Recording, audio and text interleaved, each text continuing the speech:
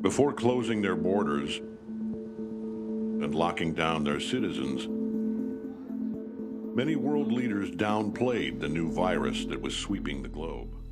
Life has severed, broken off with a sudden, unsettling snap. Like a cosmic twig, our daily lives have so simply, so easily been snapped into a new normal. And processing just what that new normal is, and how I and others have responded to it, has occupied my mind while I'm shifting from being an instructional coach for a school district to a stay-at-home dad. And certain works of fiction and characters invade my thoughts as I process my new normal, and I wonder how I make a new life meaningful and purposeful with what little control I have.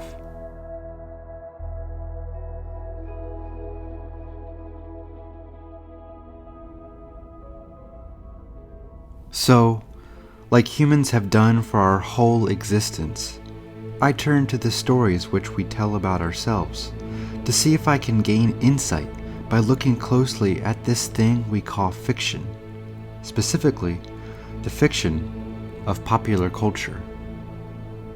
I won't dwell on each example, but I'll linger long enough on the stories and characters which regularly speak in my mind on the issue of sudden loss of power, the sudden shift in purpose, and the sudden, necessary response to a new normal.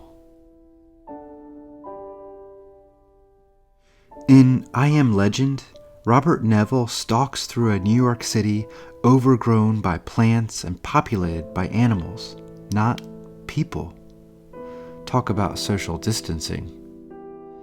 After an airborne virus transforms the population into vampire-esque creatures, Neville is forced to find a new normal, create new routines like hunting for food in his car, working out, locking down his home at night, and having recorded news broadcasts playing in the background, just to feel normal. When the world has dramatically changed, he sets a new routine, focuses on finding a cure, and even sets up situations for him to imagine normal social interactions. Hey! Morning, Marge. Morning, Fred.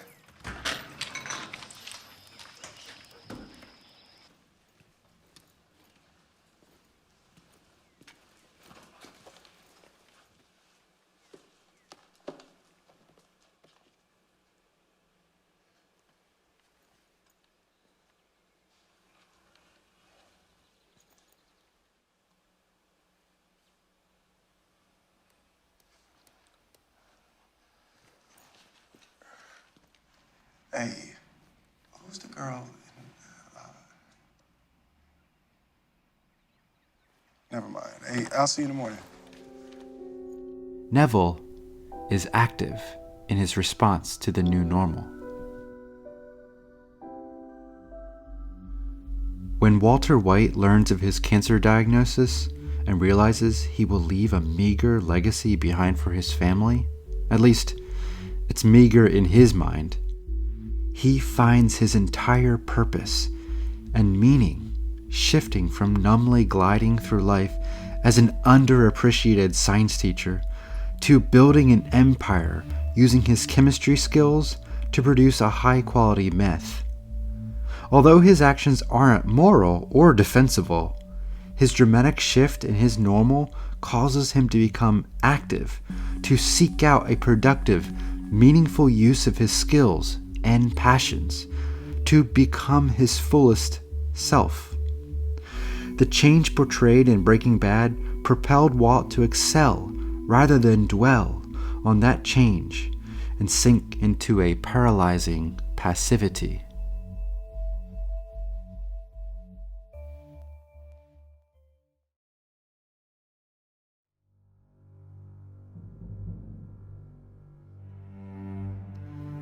After Thanos snapped half of all life out of existence in Avengers Infinity War, Avengers Endgame depicts how such an event affected society.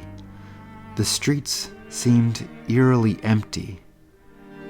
People like Natasha Romanoff and Steve Rogers worked vigorously to find new purpose, though that purpose was still within their former identities as Avengers. 5 years beyond the world's loss, and the world and its people were still mourning. As I said, Natasha and Steve still clung to their identities as Avengers, but Clint Barton and Tony Stark instead invested in their families, pursuing relationships rather than heroics. So some of us cling to what we have lost, living a diminished, emptier version of that life, while others redirected their focus on the things that truly mattered most: family. Love you tons. I love you 3,000.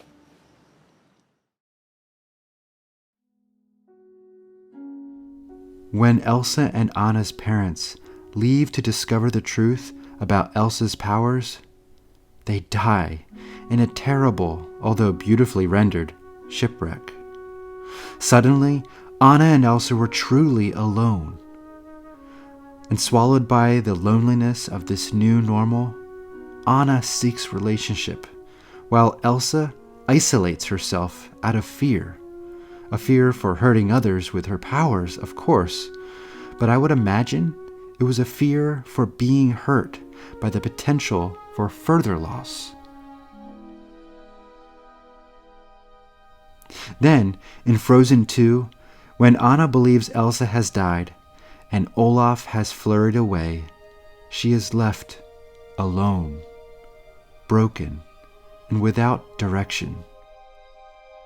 Through the song The Next Right Thing, she reminds herself that all she can do when the normal has dramatically shifted and the future is completely unknown, all she can do is the next right thing. She can't look too far ahead, as the lyric explains, but only to the next present act. Despite the gravity of her loss, Anna is an active creator of her new normal. She molds the shape of her new normal and assumes a power and a leadership she never quite enacted before. Her new normal transformed her into her best, most mature self. And with the dawn, what comes then? When it's clear that everything will never be the same again, then I'll make the choice to hear that voice and do the next right thing. In Toy Story, Buzz's arrival as Andy's newest toy threatens to disrupt Woody's normal position as Andy's favorite toy. Woody, much like Walter White, is compelled to hold onto his normal, disregarding the morality of his actions. He recklessly attacks Buzz, and his actions result in his own banishment from his community and loss of the normal he sought to protect. Buzz! Shut up! Just shut up, you idiot! Sheriff, this is no time to panic. This is the perfect time to panic! They're gonna move from their house in 2 days and it's all your fault! You hadn't pushed me out of the window in the first place. Oh, yeah. Well, if you hadn't shown up your stupid little cardboard spaceship and taken away everything that was important to me... Because of you, the security of this entire universe is in jeopardy. What? What are you talking about? Right now, poised at the edge of the galaxy, Emperor Zurg has been secretly building a weapon. I alone have information that reveals this weapon's only weakness. You are a toy! You weren't the real Buzz Lightyear, you are a child's plaything! When Buzz's self-identity is shattered by a Buzz Lightyear commercial, he becomes passive and sinks into a deep depression. Both characters' responses to their new normals aren't healthy, but when they allow themselves to build a connection, a relationship between them, together they create a new status quo one that is even richer than before. You're flying! This isn't flying, this is falling with style. To infinity and beyond!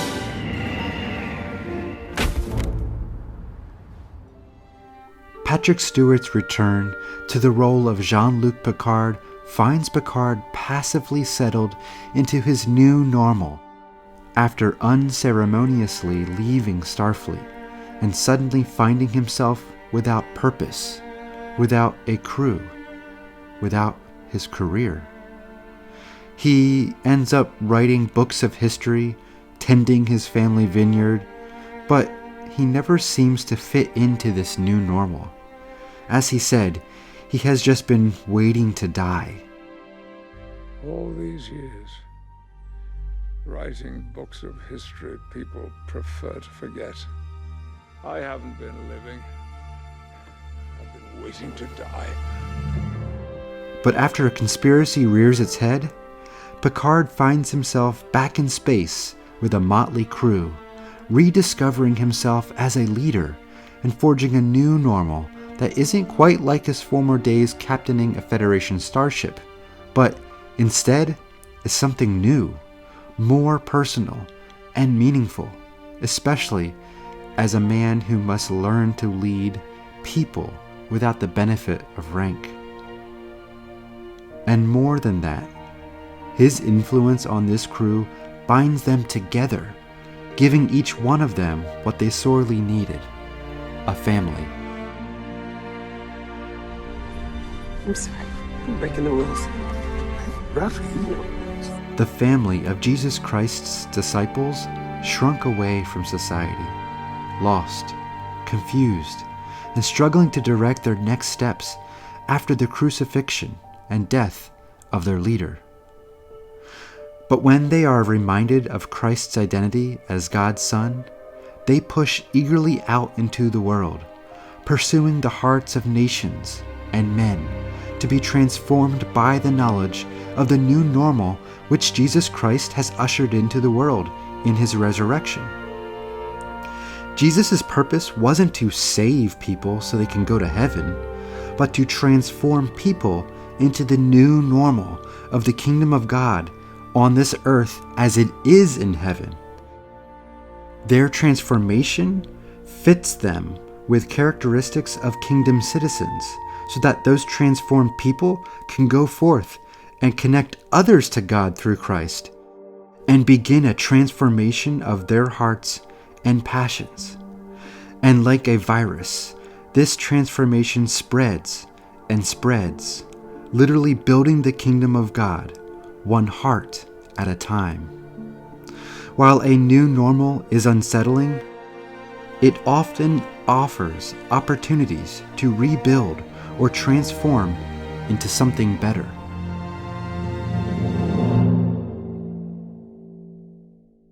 Each of these examples points to different ways people respond to dramatic shifts in their normal. When the world seems completely foreign and directionless, these characters, and by extension all of us, become passive or active in the formation of our new normals. Some react immorally, desperately trying to hold tightly to what they've lost, while others act to help others by strengthening relationships and focusing on the things which matter most, and ultimately becoming the best versions of ourselves.